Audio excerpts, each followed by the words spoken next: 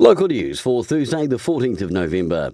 10 of New Zealand's 15 regions hit record average asking prices in October, according to the latest Trade Me Property Price Index. The average asking price in October year on year saw a rise of 3.7% for Carterton, 12% for Masterton and 27% for South Wairarapa. Pack the Bus was launched yesterday, held last year in Masterton. This year will go Wairarapa wide, collecting food and gifts for those in need this Christmas. The initiative will see a side-ridden transit coach visit various locations from Masterton to Martinborough from the 27th through until early in December. Proudly sponsored by Mitre 10 Mega, property brokers and the 3 district councils, as well as Wairarapa's MoreFM.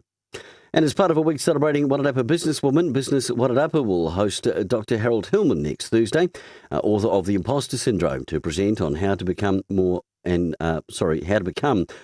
authentic leader.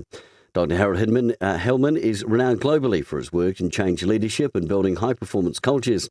He knows from personal experience what it's like to feel like an imposter.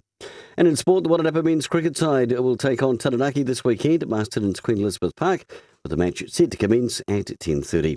For local news and sport, kia ora, I'm Brent Gare.